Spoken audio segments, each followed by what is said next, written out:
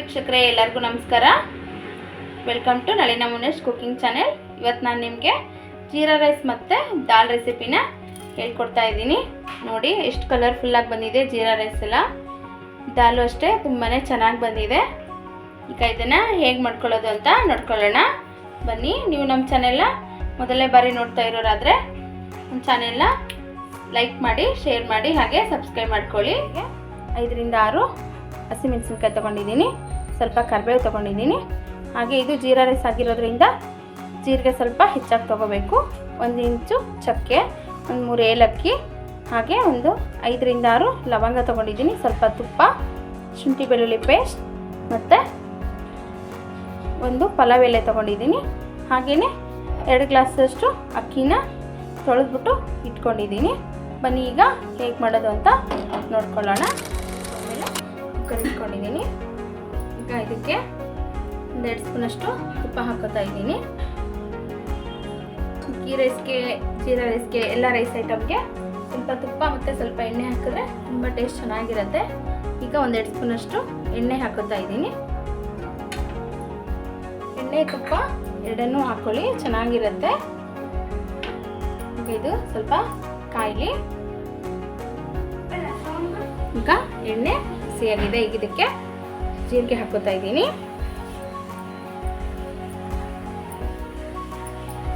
ಅನಂತರ ಚಕ್ಕೆ, ಏಲಕ್ಕಿ, ಲವಂಗ ಮತ್ತು ಪಲಾವ್ ಎಲೆ ಎಲ್ಲನೂ ಹಾಕ್ಕೊಂಡು ಸೆಕೆಂಡು ಫ್ರೈ ಮಾಡ್ಕೊಳ್ಳೋಣ.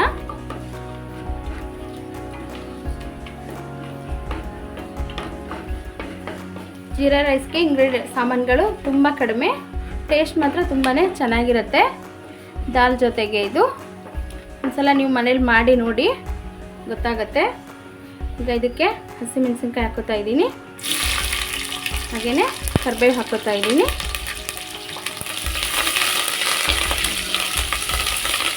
ಸ್ವಲ್ಪ ಫ್ರೈ ಆಗಲಿ ಇದು.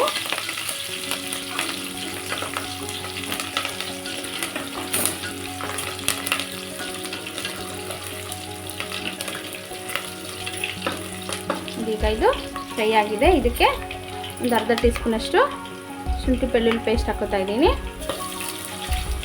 ಇದಕ್ಕೆ ಈರುಳ್ಳಿ ಎಲ್ಲ ಅವಶ್ಯಕತೆ ಇರೋದಿಲ್ಲ, ಇಷ್ಟೇ ಇಂಗ್ರೀಡಿಯೆಂಟ್ಸ್ ಇದಕ್ಕೆ. ಜೀರಾ ರೈಸ್ ಹಾಗೇನೂ ತಿನ್ಬೋದು, ದಾಲು ಏನು ಬೇಕಾಗಿಲ್ಲ ಇದಕ್ಕೆ, ಹಾಗೇನೂ ತಿನ್ಕೋಬೋದು, ಚೆನ್ನಾಗಿರುತ್ತೆ ಟೇಸ್ಟು. ನೀವು ಮನೇಲಿ ಇದನ್ನು ಟ್ರೈ ಮಾಡಿ ಹೇಗೆ ಬಂತು ಅಂತ ಕಮೆಂಟ್ ಸೆಕ್ಷನಲ್ಲಿ ತಿಳಿಸಿ. ಹಾಗೆಯೇ ನನ್ನ ಚಾನೆಲ್ನ ಮೊದಲನೇ ಸಲ ನೋಡ್ತಿರೋರಾದರೆ ಲೈಕ್ ಮಾಡಿ, ಶೇರ್ ಮಾಡಿ, ಹಾಗೆ ನನ್ನ ಚಾನೆಲ್ನ ಸಬ್ಸ್ಕ್ರೈಬ್ ಮಾಡ್ಕೊಳ್ಳಿ. ನೋಡಿ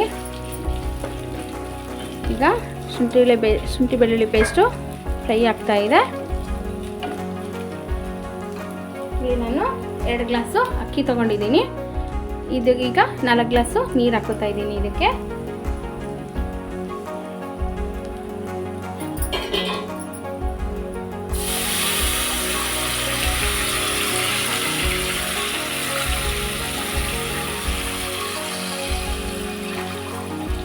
ಎರಡು ಗ್ಲಾಸ್ ಅಕ್ಕಿಗೆ 4 ನೀರು ಕರೆಕ್ಟಾಗಿ ಆಗುತ್ತೆ.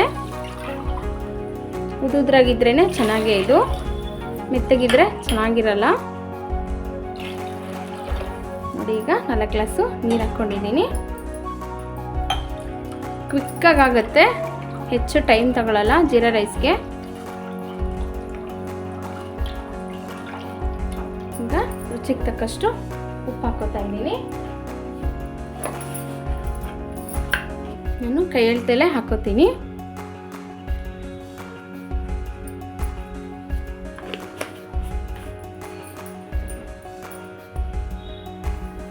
ನೋಡಿ ಈಗ ನೀರು ಕುದೀತಾ ಇದೆ. ಈಗ ಇದಕ್ಕೆ ಅಕ್ಕಿ ಹಾಕೋತಾ ಇದ್ದೀನಿ.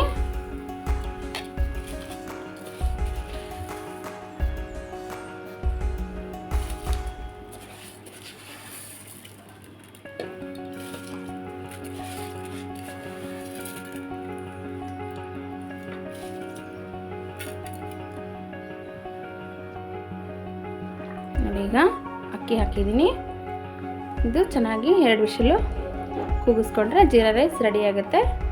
ಈಗ ಇದಕ್ಕೆ ಸ್ವಲ್ಪ ಕೊತ್ತಂಬರಿ ಸೊಪ್ಪು ಹಾಕೋತಾ ಇದ್ದೀನಿ.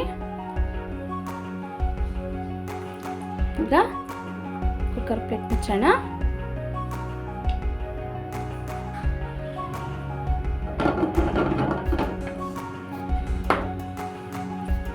ಇದು 2 ವಿಷಲ್ ಆಗಲಿ.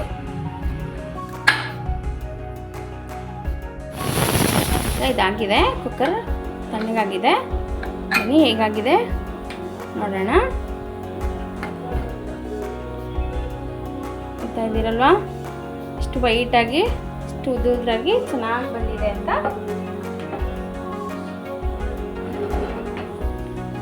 ನೋಡ್ತಾ ಇರ್ಬೋದು ನೀವು ನೋಡಿ ಎಷ್ಟು ಉದುರಾಗಿ ಚೆನ್ನಾಗಿ ಬಂದಿದೆ ಅಂತ.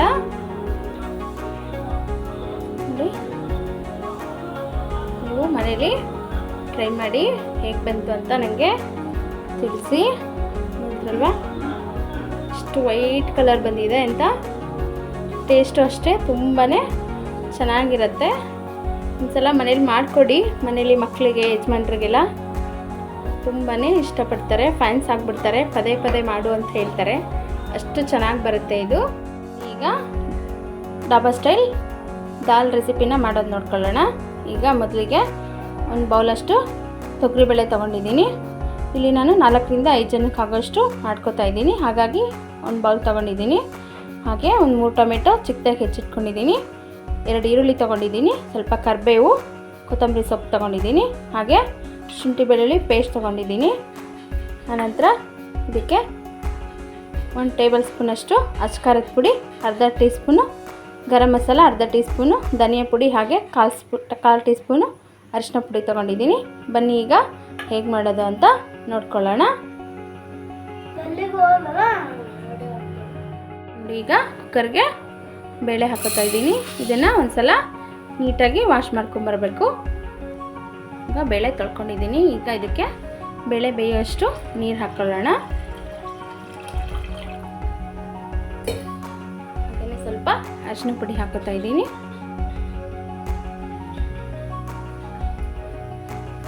ಇದಕ್ಕೆ ಒಂದು ಹಸಿಮೆಣಸಿನ್ಕಾಯಿ ಕಟ್ ಮಾಡಿರೋದು ಹಾಕೋತಾ ಇದ್ದೀನಿ. ಇಷ್ಟೇ. ಇದನ್ನು ಈಗ ಕೂಗಿಸ್ಕೊಳ್ಳೋಣ. ಚೆನ್ನಾಗಿ ಒಂದು 2ರಿಂದ 3 ವಿಷಲು ಕೂಗಬೇಕು. ಇದು ಚೆನ್ನಾಗಿ ಸಾಫ್ಟ್ ಆಗುತ್ತೆ ಬೇಳೆ. ಸ್ವಲ್ಪ ಎಣ್ಣೆ ಹಾಕೋತಾ ಇದ್ದೀನಿ. ಇದನ್ನು ಕ್ಲೋಸ್ ಮಾಡಿ ಬೇಯಿಸ್ಕೊಳ್ಳೋಣ.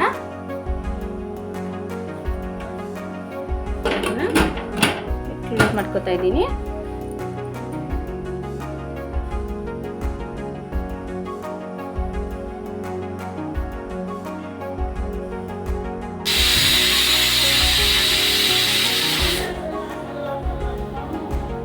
ಈಗ ದಾಲ್ಗೆ ಒಗ್ಗರಣೆ ಹಾಕ್ಕೊಳ್ಳೋಣ.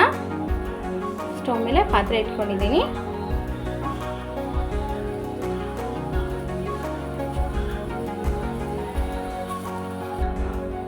ಈಗ ಇದಕ್ಕೆ ಎಣ್ಣೆ ಹಾಕೋತಾ ಇದ್ದೀನಿ, 1-2 ಸ್ಪೂನಷ್ಟು.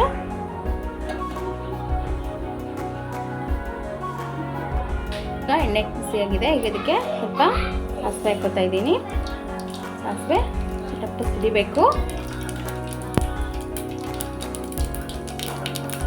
ಇದಕ್ಕೆ ಒಂದು ಒಣಮೆಣಸಿನಕಾಯಿ ಹಾಕ್ತಾ ಇದ್ದೀನಿ. ಹಾಗೆ ಕರಿಬೇವು ಹಾಕೋತಾ ಇದ್ದೀನಿ.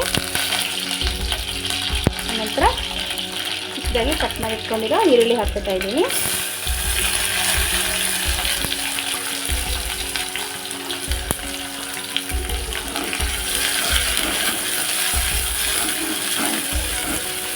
ಈರುಳ್ಳಿ ಸ್ವಲ್ಪ ಫ್ರೈ ಆಗಿ.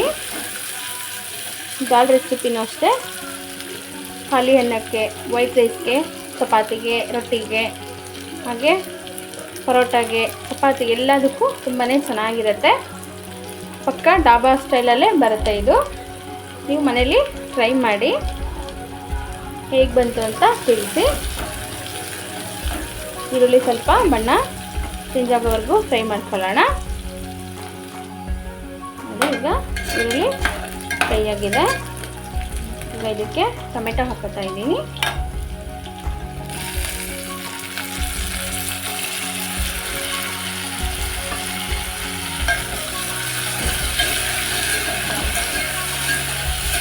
ಟೊಮೆಟೊ ಅಷ್ಟೇ ಸಾಫ್ಟಾಗಿ ಸ್ಮೂತಾಗಿ ಬೇಯಬೇಕು. ಇದಕ್ಕೆ ಸ್ವಲ್ಪ ಉಪ್ಪು ಹಾಕ್ಕೊಳ್ಳೋಣ.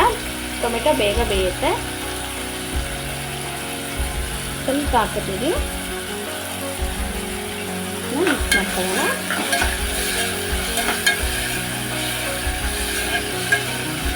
ಇದು ಸ್ವಲ್ಪ ಸ್ಮೂತಾಗಿ ಫ್ರೈ ಆಗಿ, ಈಗ ಟೊಮೆಟೊ ಫ್ರೈ ಆಗ್ತಿದೆ. ಈಗ ಇದಕ್ಕೆ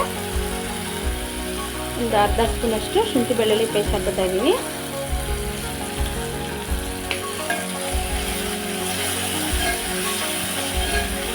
ಶುಂಠಿ ಬೆಳ್ಳುಳ್ಳಿ ಹಸಿ ವಾಸನೆ ಎಲ್ಲ ಹೋಗೋವರೆಗೂ ಒಂದು ಸ್ವಲ್ಪ ಫ್ರೈ ಮಾಡ್ಕೋಬೇಕು.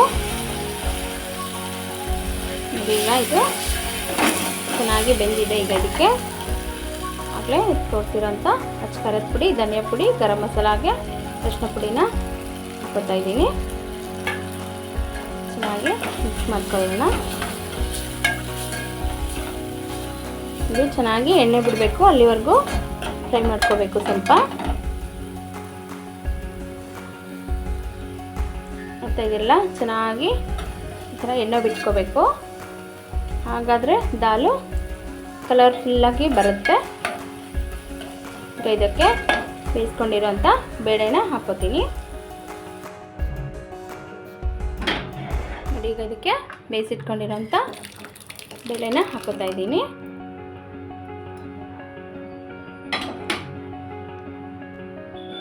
ನೋಡಿ, ಈಗ ಹಾಕಿದ್ದೀನಿ ಬೇಳೆ. ಇದಕ್ಕೆ ಇದನ್ನು ಚೆನ್ನಾಗಿ ಮಿಕ್ಸ್ ಮಾಡ್ಕೊಳ್ಳೋಣ. ನೋಡ್ರಲ್ಲ ಎಷ್ಟು ಈಸಿಯಾಗಿ ಹೋಟೆಲ್ ಸ್ಟೈಲಲ್ಲಿ, ಡಾಬಾ ಸ್ಟೈಲಲ್ಲಿ ದಾಲ್ನ ಮಾಡ್ಕೋಬೋದು ಅಂತ.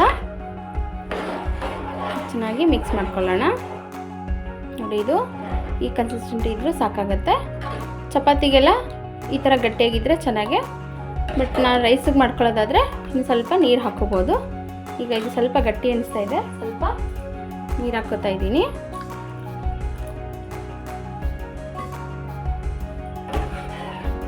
ಅದಕ್ಕೆ ಸ್ವಲ್ಪ ಕೊತ್ತಂಬರಿ ಸೊಪ್ಪು ಹಾಕೋತಾ ಇದ್ದೀನಿ.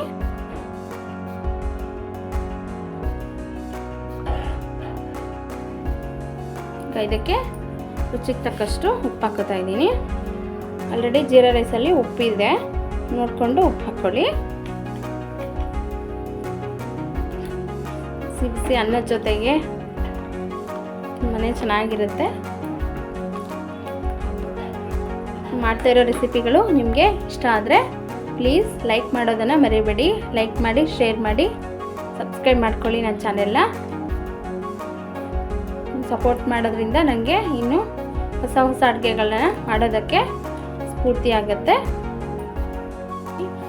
ಇದಾಗಿದೆ. ಈಗ ಒಂದು ಕುದಿ ಕುದ್ರೆ ಸಾಕು. ಬನ್ನಿ, ಈಗ ಇದನ್ನ ಸರ್ವ್ ಮಾಡ್ಕೊಳ್ಳೋಣ. ನೋಡಿ, ಈಗ ಜೀರಾ ರೈಸ್ ಮತ್ತು ದಾಲ್ ಸಿದ್ಧವಾಗಿದೆ. ನೋಡ್ತಿದ್ದೀರಲ್ವ ಎಷ್ಟು ಕಲರ್ಫುಲ್ಲಾಗಿ ಬಂದಿದೆ ಅಂತ. ನೀವು ಇದನ್ನು ಮನೇಲಿ ಟ್ರೈ ಮಾಡಿ, ಹೇಗೆ ಬಂತು ಅಂತ ತಿಳಿಸಿ. Thank you.